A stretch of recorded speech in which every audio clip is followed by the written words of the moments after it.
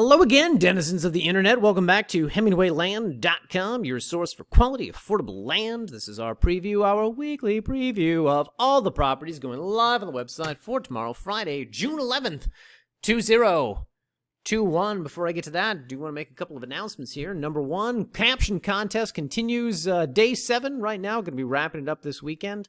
Thanks to all the people who have entered so far who have bothered to participate in the free $1,000 giveaway. If you don't know what I'm talking about, just find the video on the channel. But caption contest, 2 $500 cashier's check prizes, blah, blah, blah. You know, I'm kind of surprised, guys, with the $1,000 giveaway that more people are not trying to enter. There's 7 billion people on the planet, roughly twice as many on the internet, and I would have expected a little bit more than like 40 people to try this out. I would have expected more than 40 people to look at that and go, oh, free $1,000. I'll give it a shot. Not so much. Anyway, about 40 people, so easier for you guys to win. Of course, right now on the leaderboard, when last I checked, number 1 was Karina, to no one's surprise. Karina is hardcore. She plays to win, people. She comes correct. You understand? Okay, so right now, Karina's leading. There's still like another 60-some hours left in this contest. We'll see what happens. Whatever the case. Anyway, that's topic number 1. Topic number 2, I do want to thank all the people who bought land from us this past week. Normal weeks, by the way, are like a bunch of properties in one county and then like 2 somewhere else. This week was a diverse list of locations throughout the state of New Mexico. So first off, in Socorro County, LaQuinia, Brady, and Byron all purchased land from us in Rio Grande Estates. Byron put down a deposit on that 6-acre lot. We'll be closing with him through title and escrow slowly, as we close all our deals through title and escrow. In Otero County, James and Joseph bought up the last of the 2 Timberon lots. Thank you to them.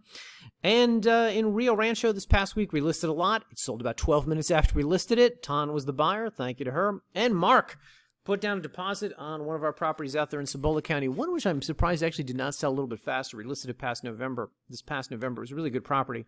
And it took till now to sell. A little surprising, because it's really good. But there's parts of New Mexico I feel are somewhat seasonal as far as buyers are concerned. Anyway, Mark and I are currently navigating various financial instruments by which to complete that transaction. Whatever the case, guys, going live on the website this week, Chavez County up here at the top of the page. Yes, we are back for the first time in 2 years in Chavez County with some new properties. For the record, we were going to have 2 properties go live this week. This one is still pending. I thought it would have been live this week. Not so much. Whatever the case, we've got CV&M 3849, roughly 5 acres, 28,000. Out just south of Hagerman, just north of Lake Arthur. I'll make it easier, just north of, here, let me pull up a map. Just north of Artesia, just south of Roswell. This property boasts paved road access, power at the lot line, underground utilities. It's also in a pretty developed area, as you can see out here, where water companies do actually exist and come out and hook up meters on homes. So water service, sewer service is available in this region, though good luck learning about it because none of these companies have website or answer their phone. Whatever the case, this new property is located right here. This is the property outline. As you can see, Choctaw Road right here, paved road, fencing, by the way, entirely along the western boundary of the property and the northern boundary. Let me try it again, guys. Boundary of the property, and on the eastern boundary of the property, you can see there's a utility easement right here. Point being, you're not going to have to get a survey. The boundaries of the property are pretty well dictated, pretty well told to you by the time you get out there. Just to go through the gallery here and go over some of the finer points of this new property. Number 1, paved road access right there. Number 2, the aforementioned utility easement there with power at the lot line, the underground utilities. So this area does have cable, phone, high-speed internet that you can get serviced on the lot, etc. And, of course, a nice flat buildable piece of land, easy to build on, easy to park on, no covenants, no restrictions, no HOA, no annual dues. There is some zoning out there in Chavez County. It's defined as RA, residential agricultural, though good luck finding out what that means because in their 300-page zoning PDF, they don't really discuss it all that much. Conversations with the county lead me to believe that it's pretty relaxed, and looking at some of the homes in the neighboring area also suggests that to me. Ooh, look, guys, fencing along northern boundary of property. 2 things I want to point out here on the property, which are discussed more in the property profile video. One is there is the remaining foundation of a home that burned down years ago. Previous owners had no knowledge of what it was. At least that's what they told us. And additionally, there are some pipes sticking out of the ground out here. To be clear, I'm fairly certain these pipes add no discernible value to the land. They're not connected to a well. They're not connected to a septic. People I talked to called them, quote, plumbing ventilation pipes. I don't know what that means, but apparently it's old and useless. Whatever the case, they are there, and I don't want anybody to be tricked into thinking there's some sort of working well or septic system on the land. There's not. But the property does have a lot of great selling points, as I have already enumerated. Anyway, guys, I will let you explore this one on your own time. By the way, just outside of Roswell, of course, all the big box stores are out there, and a ton of alien sculptures all over town. This one, yes, plugging the donuts, holding up a donut sign. I didn't realize this, by the way, till I went through the gallery, but our photographer took 2 different pictures of places with aliens and donuts that week. Who knew?